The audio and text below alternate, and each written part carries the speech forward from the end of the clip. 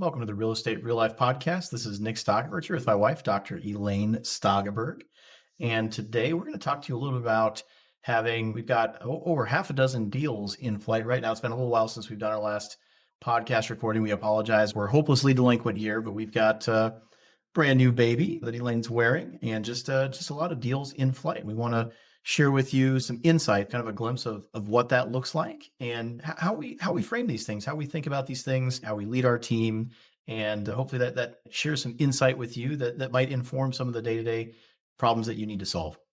It has been a summer. In addition to welcoming our sixth baby on May 12th, right after that, we very much went into buying season and have closed on a number of acquisitions and all of the goodness that comes from the period immediately after closing. And then, as Nick mentioned, have another handful under contract right now. And we knew that the summer would be busy with having the baby and then also just, being able to tell the winds of the market. But certainly it has been busier than we anticipated. And in many ways, it feels like a coming home to us. We had a period of expansion that was this ferocious in 2021, very joyful period, really grew our portfolio. And at that time, I would say we were, very much like very entrepreneurial, very kind of flying by the seat of our pants. Every day was a new day. Every day was exciting, getting things under contract, raising capital, working with investors, hiring a team, all of those things. And now in 2026, we get another season of that. We'll talk about, what's going on in the market that has led to that happening this summer. But we're coming at it and from a very different perspective, a much more mature perspective with over 100 full-time employees, multiple leadership. So crazy to say that out loud. Yeah. Leadership team members, departments. And it's still that, joyful period of getting something under contract, closing, the just rush of activity that happens right after closing, which like that time period, it's unlike anything else in the whole life cycle of an acquisition. And yet doing so with a very different flavor, very different feel to the days in 2026. So that's what we're going to share a bit about today and just, kind of allow you to, almost, be a fly on the wall of just our conversation about how the heck do we manage all of these new acquisitions, all of these new hires, keep our company culture, keep our heads on straight, and literally do so while wearing a newborn baby. I can't even say she's a newborn. She's 11 weeks old today, but don't tell her. Don't tell her that she's not a newborn while literally wearing a baby most of the day. And just to put some concrete, quantitative framing on this. So we recently closed on a few properties here in Rochester, Minnesota. We closed on West Willow, which is 28 units in Rochester. Northern Valley, that's 16 units. We closed on Quarters, that's 63 units, but it's all 4-bed, 2-bath student housing, rent by the room. So it's technically like 240 rooms. And just at that one project alone, went from 80-90% occupied at closing to down to 20% occupied as students left for the academic year, back up to, I think, 65 or 70% occupied now. Today, as we get through our high season leasing, at different times we'd have 30 staff members present at that one site. We have some properties under contract. We've got Cascade Apartments here in Rochester. It's 44 units. Then we've got Metropolitan Towers in Bloomington. That's 112 units. Cedar Gate in Bloomington. That's 48 units. Cedar Glen in Bloomington. That's 64 units.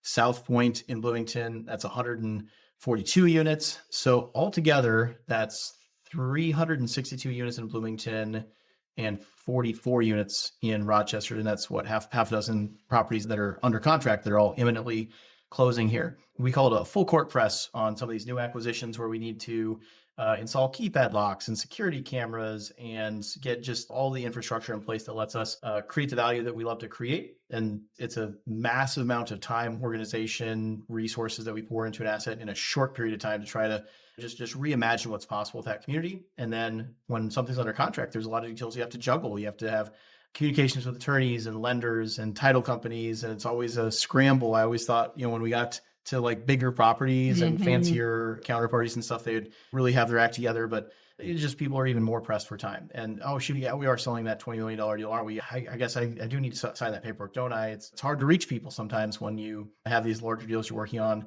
So that gives you a little bit of framing for the joyful frenzy that we have going on here. Joyful frenzy. Yes. I like that. That's the title of this podcast. Joyful Right there. Frenzy. Yeah. So good. So good. And I think, likely what you're hearing and from other podcast episodes and from other things that we put out, by now that Nick and I love that pace. We Hmm. love I wouldn't say so much today we love chaos. I think we're more in the phase of our lives where we enjoy managing chaos and streamlining chaos. But we Bringing peace or harmony to Yes. chaos. Yeah. Yes, yes. Taking something that needs order and then putting that order into place, and in doing so, creating a lot of value. And so it's been a lot of fun in 2026 with these new acquisitions, all of our new team members. Our scale has allowed us to hire people who were previously unavailable to us. Like, for Hmm. example, we now have a licensed HVAC technician. It didn't make sense for a while when our portfolio wasn't big enough to support a full-time career in HVAC, but now we are big enough. And Hmm. so we can bring that in-house. And anytime we can bring something in-house, we love that we can improve the quality, we can improve the timeliness, we can decrease the cost, and we have control over that function. And so as our portfolio grows, being able to bring more and more in-house. And it has been such a summer, and it's going to continue to be that way through the fall as we close on these next round of acquisitions. So, a principle that very much drives us is having a bias towards action. Did some coaching with a member of our leadership team last night because they said they felt a feeling of overwhelm because there's a lot of things going on, and they're a newer member of our leadership team. And I just said, "Well, what are you going to do about it? What action are you taking? What's your game plan for tomorrow that's going to make you feel excited to come in tomorrow morning? What are you going to do?" And I, kind of made like a fist punching your hand kind of motion. And he's like, "Well, I'm just not sure exactly what to do. And there's all these variables, and very much stuck in analysis paralysis, like physiologically, Mhm. mentally, emotionally stuck in analysis paralysis. And I don't know where you are in your life where you might feel stuck in analysis paralysis, but I had him stand up, do a couple jumping jacks, puff your chest out. What's the top 5 things you can do tomorrow to move the ball forward?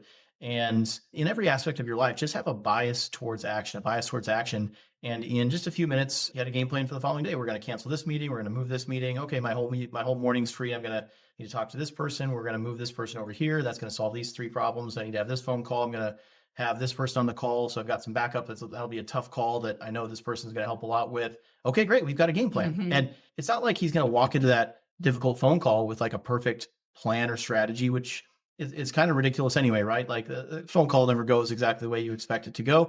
And we don't even necessarily know if any of those actions that we mapped out for the following day are going to be successful or unsuccessful. But gosh, like any action almost always trumps no action, trumps kind of feeling. And by the time he went home that night, like he felt great. Okay, I've got a plan for tomorrow. Mhm. Whereas if he just felt trapped in that analysis paralysis.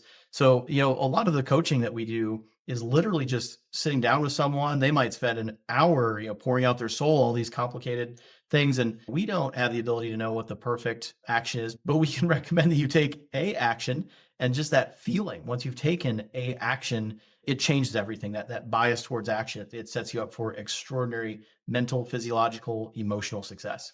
Let's do a little bit of visualization here. This is something I teach inside of Freedom and Legacy Blueprint.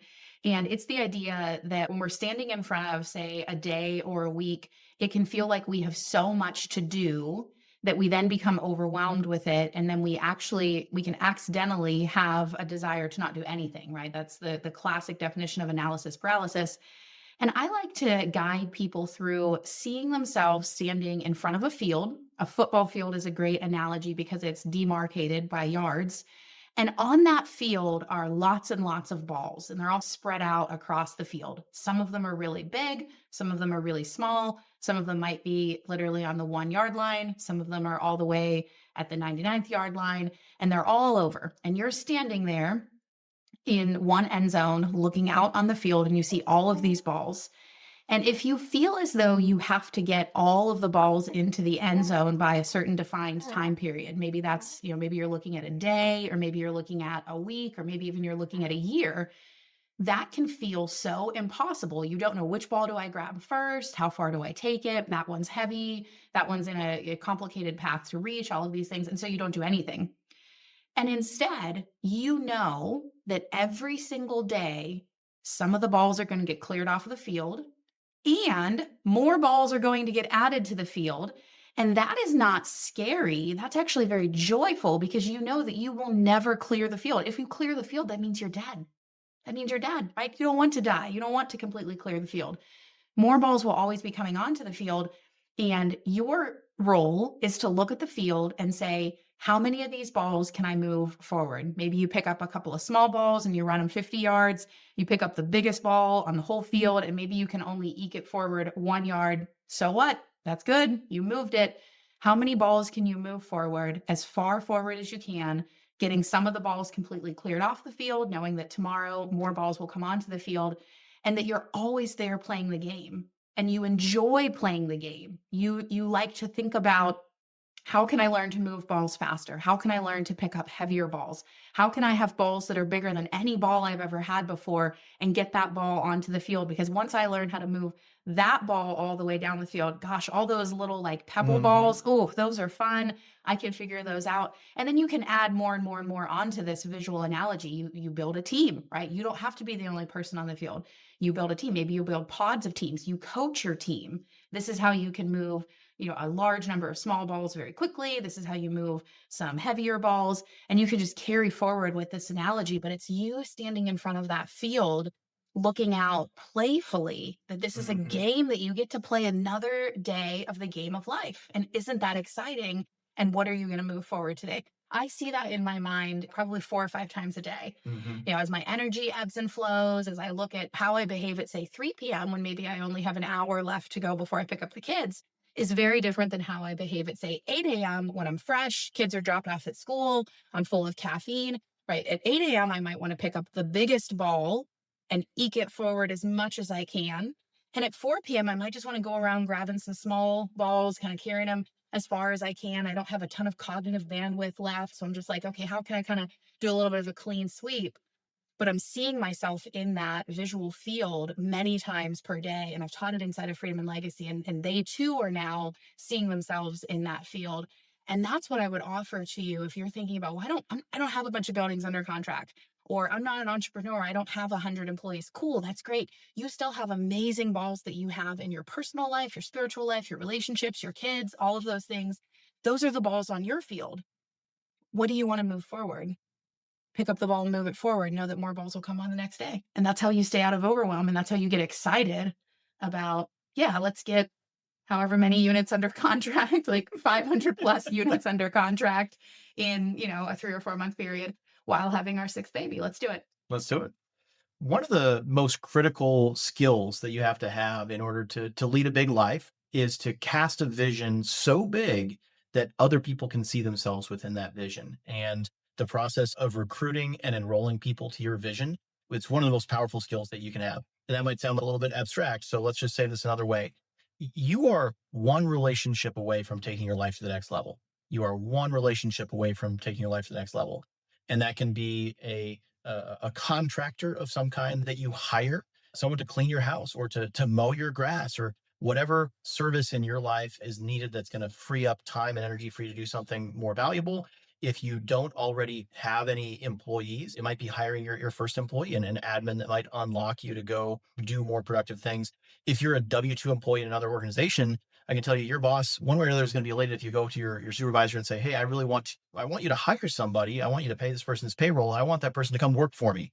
And here's all the ways that this is going to make the company money. Those are people who get promoted real quick in our organization. So at no point do we want you to think, oh, well, it seems unrelatable hiring people. Whatever phase of life you're in, you are one relationship away from taking your life to the next level.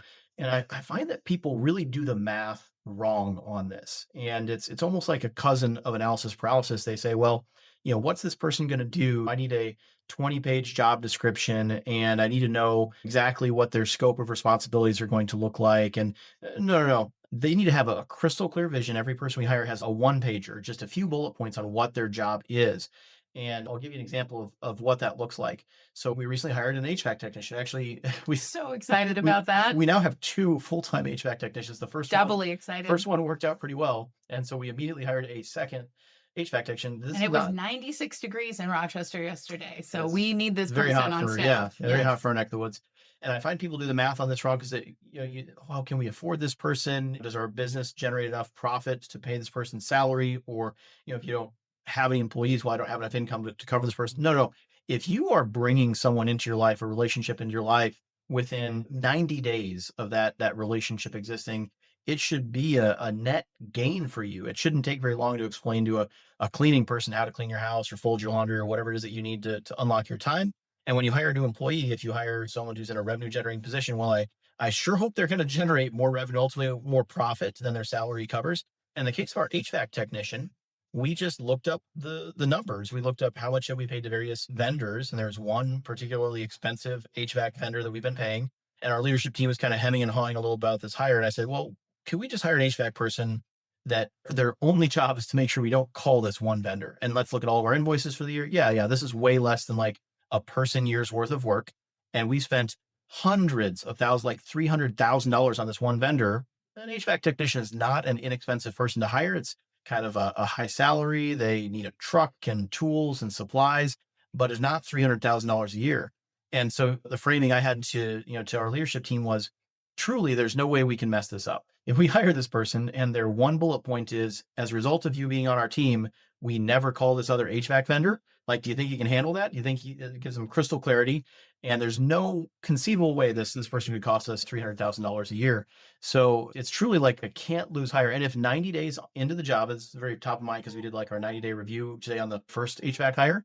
If 90 days into the job, they haven't saved you that money or generated that revenue or created whatever value it was that they needed to create that was like a no-brainer, can't lose proposition, then you made a mistake. They made a mistake. You need to fix it, or you need to end that relationship.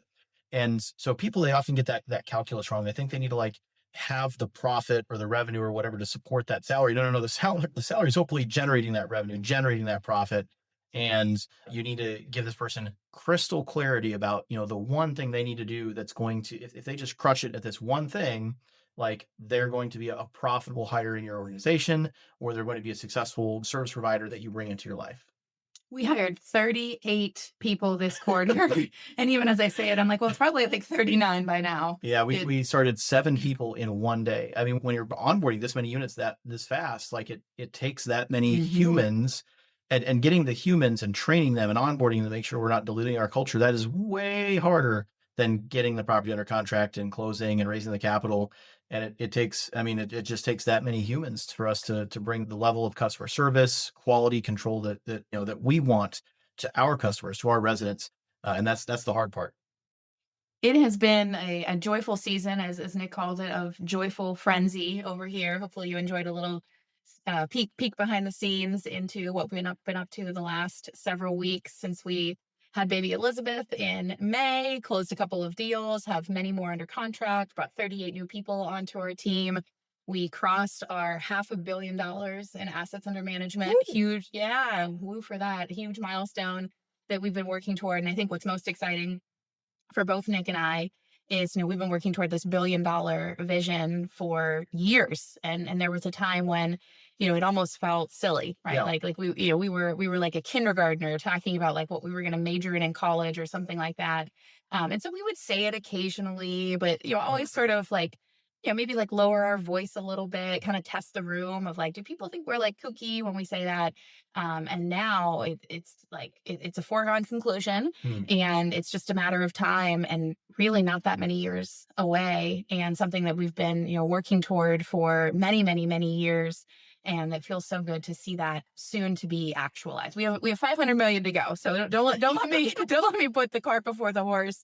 But that's the psychology that we're living in.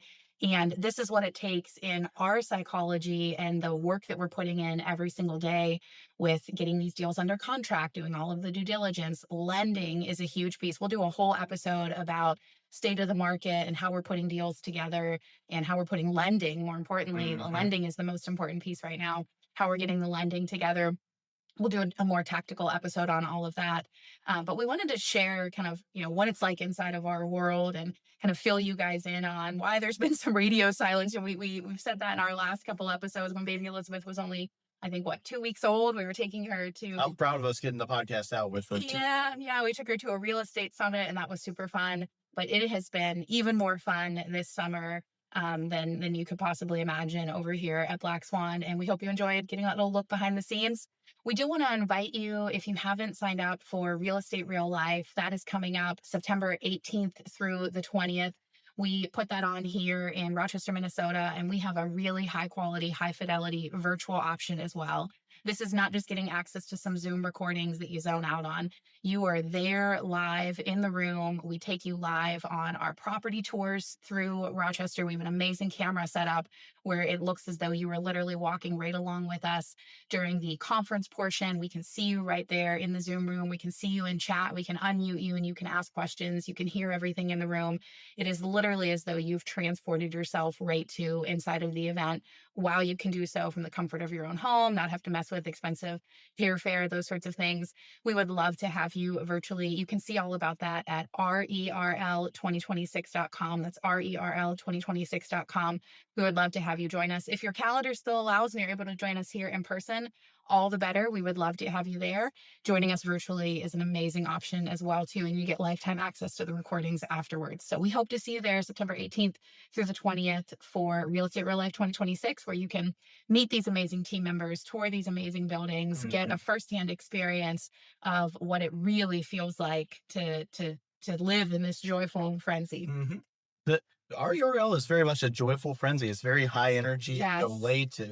It's unlike any other conference you've ever been to if you haven't been to one of our events. Yeah, and we blend together and kind of everything that you hear in these podcast episodes. We blend together property tours where we don't just talk about real estate. We go out and we see, touch, and feel real buildings and talk to you about why we acquired something, what the purchase price was, what the business plan is, where we are in that business plan. We like to share what we call the messy middle. So we get a tour of all of those properties.